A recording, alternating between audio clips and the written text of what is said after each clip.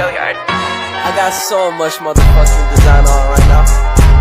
Break it down, bring it back, make it clap. I got 3 old thoughts, new block, where that day. Bitches on my line, and you know.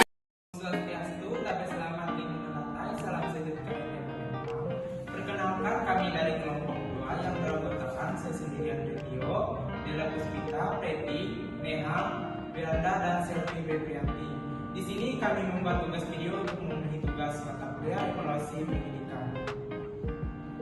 Baik, di sini saya akan menjelaskan tingkatan kemampuan ranah afektif atau sikap dan nilai menurut Cradwell, ranah deskripsi umum.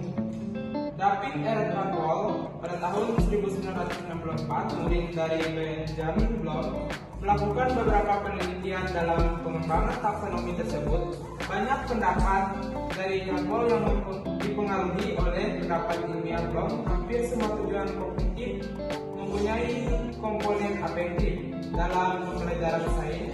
Misalnya di dalamnya ada komponen sikap ilmiah. Sikap ilmiah adalah komponen afektif.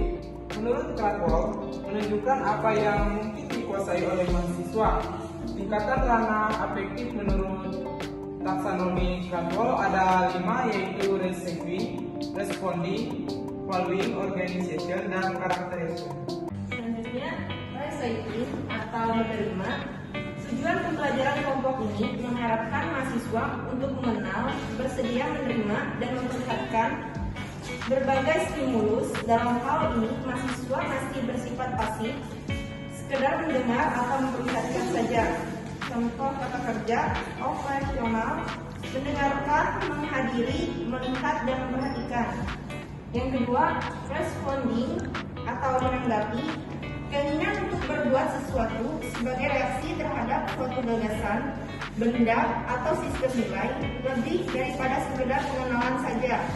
Dalam hal ini, mahasiswa diharapkan untuk menunjukkan perilaku yang diminta, misalnya berpartisipasi, patuh, memberikan tanggapan secara sukarela bila diminta. Yang ketiga, following atau menghargai.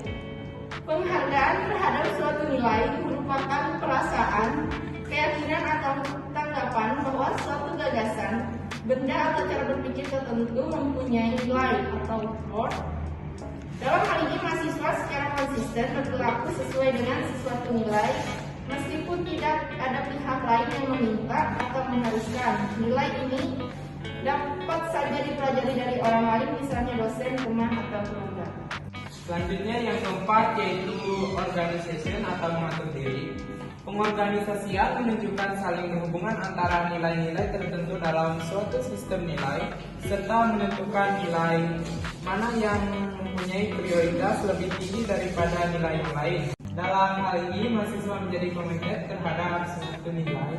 Dia diharapkan untuk mengorganisasikan berbagai nilai yang dipilihnya ke dalam satu sistem nilai dan menentukan hubungan di antara nilai-nilai tersebut. Baik, yang selanjutnya yaitu characterization atau menjadikan pola hidup.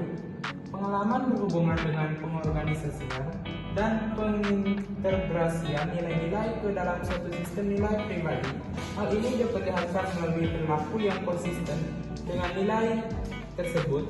Pada tingkat ini, mahasiswa bukan saja telah mencapai perilaku pada tingkat-tingkat yang lebih rendah, tetapi telah mengintegrasikan nilai-nilai tersebut ke dalam suatu filsafat hidup yang lengkap dan meyakinkan, dan perilakunya akan selalu konsisten dengan filsafat hidup tersebut. Itu dimensi proses efektif. Ada 5. Yang pertama, penerima. Penerima adalah semacam kepekaan dalam menerima perasaan atau stimulasi dari luar yang datang daripada peserta didik.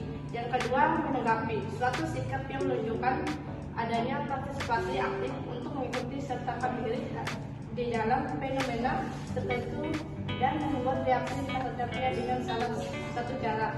Yang ketiga, penilaian. Memberikan nilai, penghargaan, dan kepercayaan terhadap suatu gejala atau stimulasi tertentu.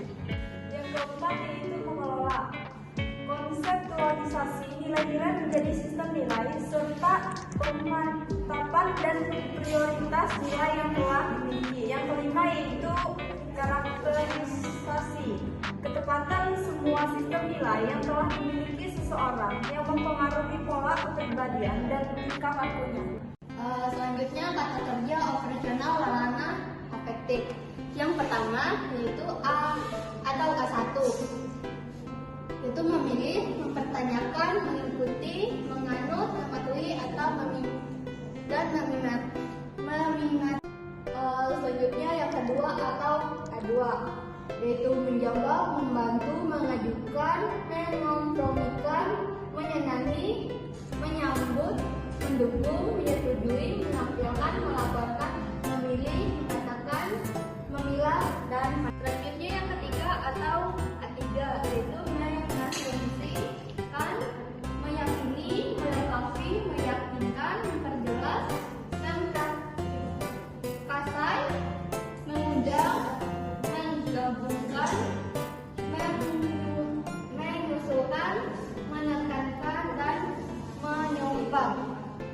Selanjutnya yang keempat atau mengelola atau keempat terdapat beberapa bagian. Yang pertama menganut, mengubah, menata, mengklasifikasikan, mengkombinasikan, mempertahankan, membangun, membentuk pendapat, memadukan, mengelola, menegosiasi, dan merembuk. Dan yang terakhir atau yang kelima